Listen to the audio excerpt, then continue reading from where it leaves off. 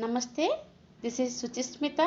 आज हम पढ़ेंगे हाउस होल्ड गोल, घरेलू सोन, घरेलू खर्च का रूपांतरण घरेलू आमदनी में किस प्रकार करें और इस प्रक्रिया में अपनी ज़िंदगी के मालिक कैसे बने।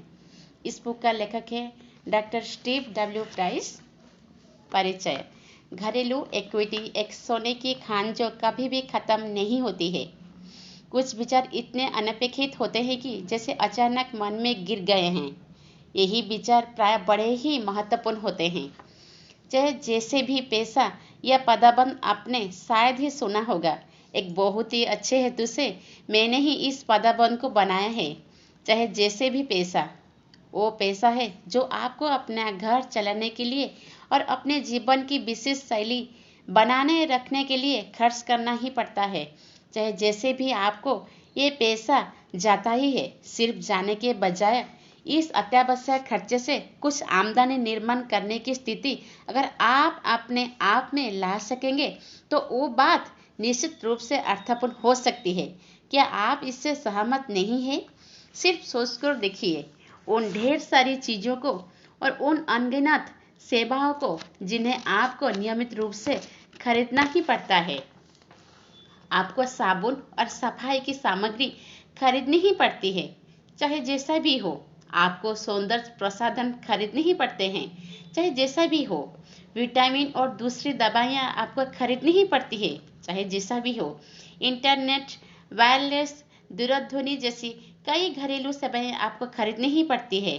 चाहे जैसा भी हो, इसीलिए जब आप और आप जैसे लाखों मेहनती लोग ये सब खरीदने के लिए अपना पैसा चाहे जैसा भी हो अपने घर के बाहर ले ही जाते हैं, तो ये बात क्या बेहतर नहीं होगी कि उसमें से कुछ प्रतिशत पैसा अपने घर के अंदर आ जाए?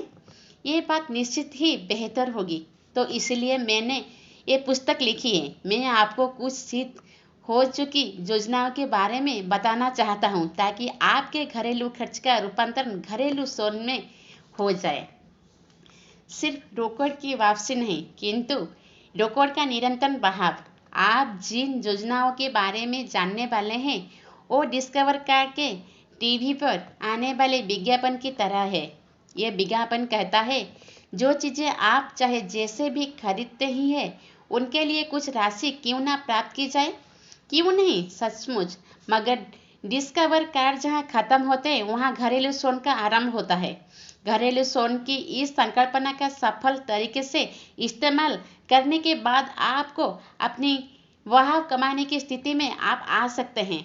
इससे हर साल आपके टैक्स में हजारों डॉलर की बचत हो सकती है। इस पुस्तक में दिए गए तत्व अगर आपने अच्छी तरह जान लिए और उनके कार्यान्वित वर दिया तो घरेलू सोन आपके लिए एक कामधेनु बन सकता है। नगद पैसा देने वाली कामधेनु। घरेलू सोन की सुंदरता उसकी सादगी में समाई हुई है। आप और हर कोई जो खरीदारी चाहे जैसे भी करते ही है उससे संपत्ति का निर्माण करने की कला घरेलू सोन संकल्पना आपको सिखाती है और वो करते करते उसी समय आपको अपने जीवन के सूत्र स्वयं के साथ में स्वयं के हाथ में रखने की स्वतंत्रता भी प्रदान करती है। अधिक पैसा कमाना हर किसी को मनचाहा लगता है और अपनी जिंदगी के मालिक खुद होना भी हर किसी का सपना होता है। अगर ऐसा ही है तो क्यों ना हम दोनों एक साथ पैसा प्राप्त हो सकता है, इसके बारे में सीख लें। चाहे जैसा भी पैसे से मेरी पहचान, चाहे जैसे भी पैसे की संकल्पना मेरे मन में कई सालों से बन रही थी। निश्चित रूप से कहूँ तो 30 बरस लगे इसे बनाने के लिए। चाहे जैसे भी पैसे से मेरी प्रथम पहचान किस प्रकार हुई उसकी ये कहानी है। 1974 की बात है। तब मैं 28 साल का था। बहुत समय तक भाड़े के मकान में रहने के बाद मैंने तय कर लिया था कि अब घर खरीदने का वक्त आ गया है। महाविद्यालय से उपाधि पाने के बाद से मैं भाड़े के ही मकान में रह रहा था। भाड़ा देते ही जाओ और उन पैसों के बदले दिखाने के लिए मेरे पास कुछ भी नहीं। इससे मैं ऊब चुका था। इसीलिए मैंने एक छोटा सा 2 बेडरूम का घर लिया। वो मुझे पसंद नहीं था। घर की तरफ जाने वाले रास्ते की दोनों तरफ पेड़ थे और वह एक सुनसान जगह थी। मैंने यह घर $1500 में खरीदा था। 1970 के हिसाब से भी ये घर मुझे बहुत ही सस्ते में मिल गया था। हफ्तों के अंत में और रातों में मेहनत करके मैंने इस घर का नक्शा पलट दिया और एक ही साल में वो $28,300 में बेच दिया। जो मुनाफा हुआ उससे मैंने एक बड़ा घर खरीदा जहाँ का अड़ोस पड़ोस बहुत ही अच्छा था। तब मुझे कहाँ मालूम था कि चाहे जैसे भी पैसा पर वो मेरा अचानक हमला था, चाहे जैसा भी मुझे मकान की ज़रूरत तो थी ही, और चाहे जैसा भी मकान का किराया और रहने की किस्त समान रकम की थी। इस हालत में अपना घर लेना और इक्विटी तैयार करना समझदारी का काम था। नहीं तो मैं सिर्फ किराया ही देता रहता था, जिससे शायद मकान मालिक के इक्विटी में वृद्धि होती रहती थी। भू संपत्ति के रूप में जायदाद कमाने का ये मेरा पहला अनुभव इतना सकारात्मक रहा कि सिर्फ घर मालिक बनकर रहने की अपेक्षा मैं रियल एस्टेट में अधिकाधिक पैसा लगाते गया। आज मेरी अपने 3 अपार्टमेंट इमारतें हैं और 3 बड़े बड़े घर का मैं मालिक हूँ। इस जायदाद का मूल्य कई लाख डॉलर है और आज भी मैं अच्छे अवसरों का तलाश में हूँ। इस प्रकार जो जायदाद किराए पर चढ़ाई सकती है उसका स्वामित्व बहुत ही फायदेमंद होता है। इससे इक्विटी का निर्माण तो होता ही है और अधिक मूल्य भी होता रहता है। ऐसा जायदाद चालान बुद्ध के धोखे से पूर्णतया मुक्त होते हैं। इससे टैक्स में कटौती मिल जाती है और रेहन समाप्त होने के बाद हर साल इससे रोज कमाई होती है रहती है।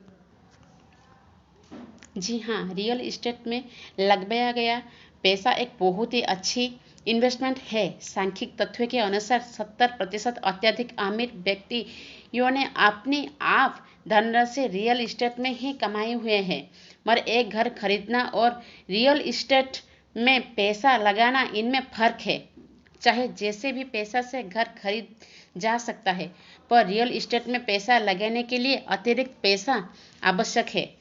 अतिरिक्त पैसा वो पैसा है जो आपको अपना घर चलाने के अलावा और खर्च करना पड़ता है।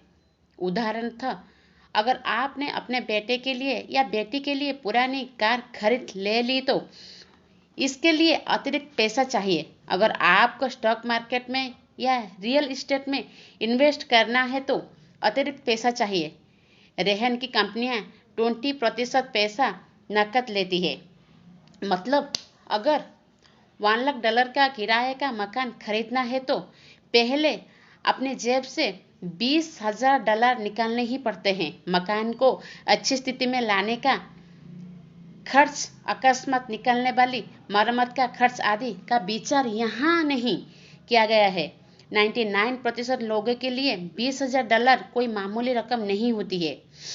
इतना अतिरिक्त पैसा उनके लिए गंभीरता का विषय होता है। हाँ, रियल इस्टेट खरीदने के विपुल धन संपत्ति कमाने का मौका जरूर मिलता है, पर हर व्यक्ति के बस की बात नहीं है। मकान खरीदने के लिए और उसे बनाए रखने के लिए बहुत ही ज़्यादा पैसा आवश्यक होता है और आजकल बहुतांश घरों में अतिरिक्त पैसा यह चीज़ दुर्लभ हो गई है।